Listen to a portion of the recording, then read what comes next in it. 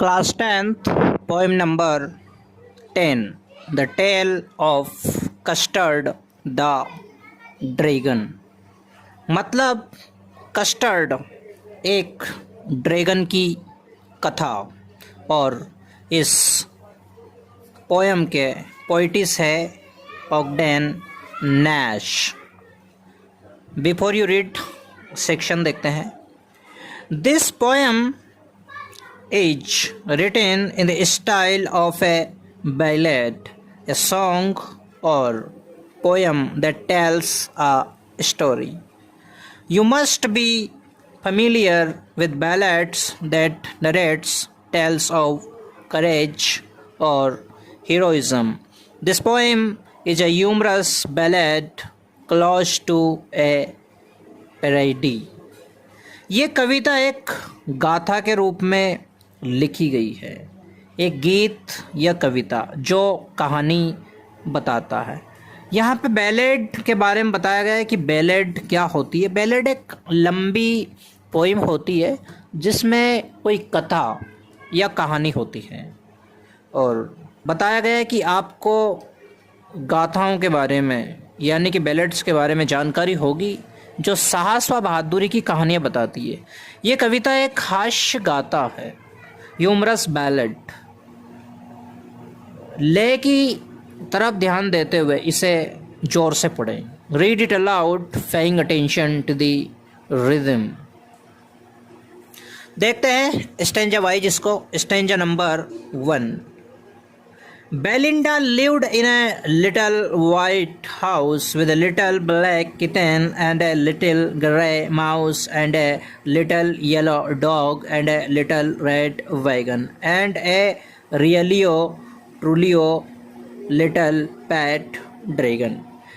Belinda नाम की एक नवयुवती एक छोटे से सफ़ेद घर में रहती थी और उसके साथ एक छोटा किटन और एक छोटा ग्रे माउस और एक येलो डॉग और एक छोटा सा प्यारा सा पालतू dragon.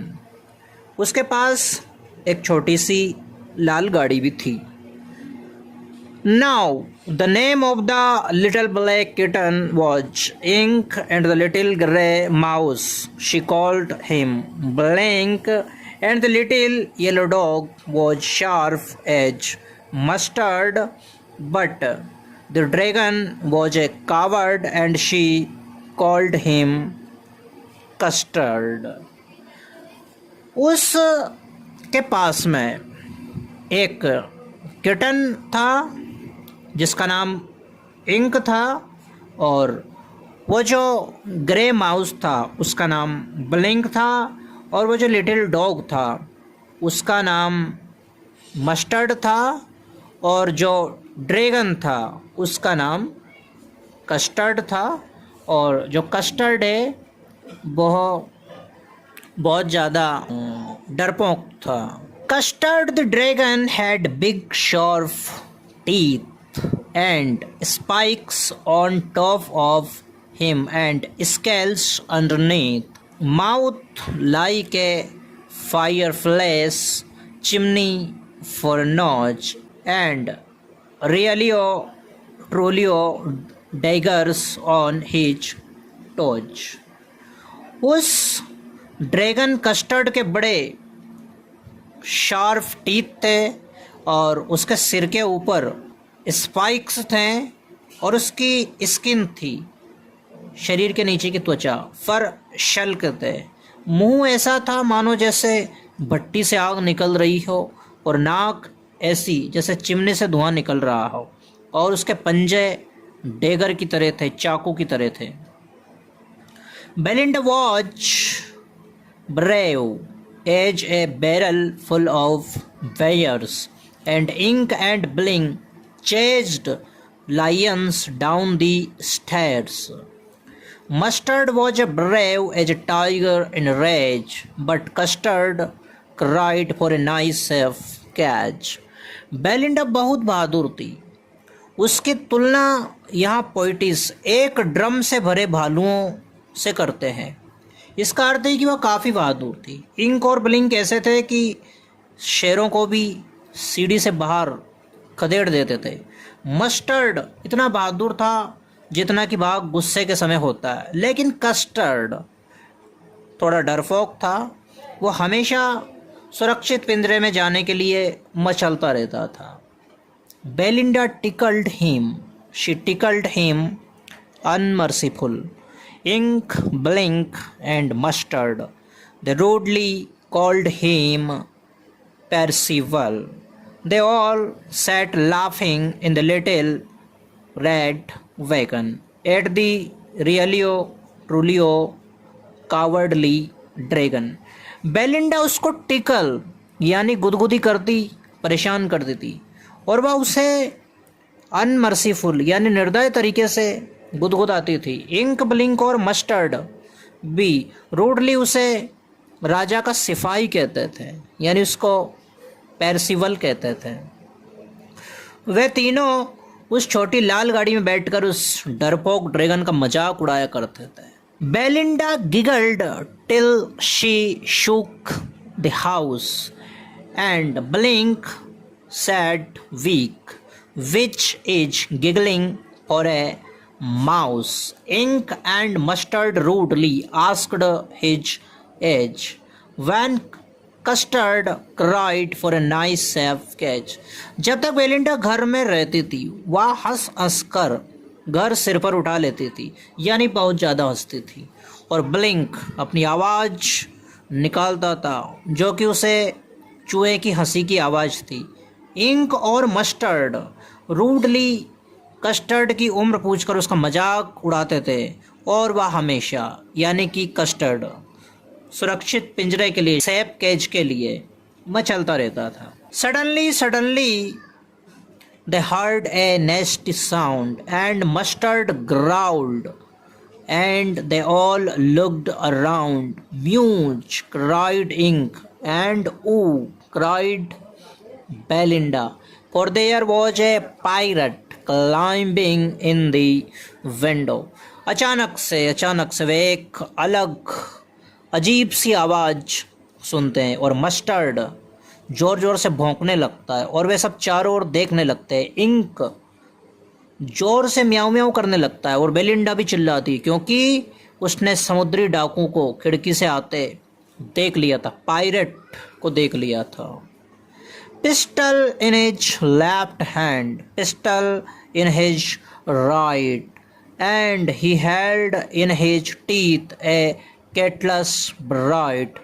His beard was black, one leg was wood. It was clear that the pirate meant no good.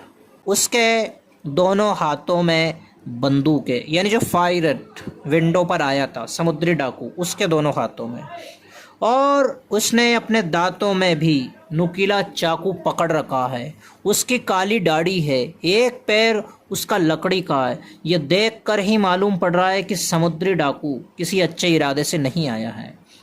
Belinda paled and she cried help help, but Mustard fled with a terrified yelp. Ink trickled down to the bottom of the household, and little mouse blinked strategically mouse hold.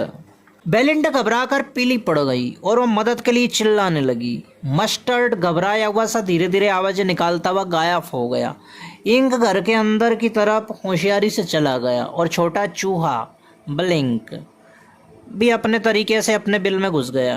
But up jumped Custard snorting like an engine, clashed his tail like irons in a dungeon, with a clatter and a clank and a juggling squirm.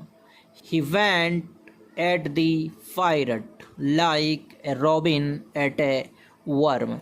लेकिन custard, जिसको सब लोग coward यानी कि डरपोक बुला रहे थे, कूद कर आ गया और इंजन की तरह फुफकारने लगा और अपनी पूंछ से लड़ाई करने लगा। ऐसा लगा जैसे कि पिंजरे की लोहे की छड़ें टकरा रही है और वह तेज तड़तड़ाते हुए जोर की आवाज़ निकालता हुआ समुद्री डाकू पर ऐसे झपटा जैसे कोई पक्षी कीड़े को देखकर झटपटाता है।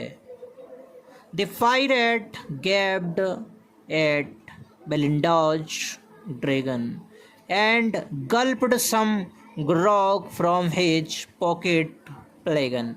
He fired 2 bullets, but they didn't hit, and Custard gobbled him every bit. वह पायरेट समुद्री डाकू बेलिंडा के ड्रैगन को घूरता रहा और अपनी जेब से बोतल निकालकर शराब गटकता रहा। उसने 2 गोलियां चलाई लेकिन निशाना नहीं लगा और कस्टर्ड ने उसको टुकड़े टुकड़े करके पूरा ही निगल लिया।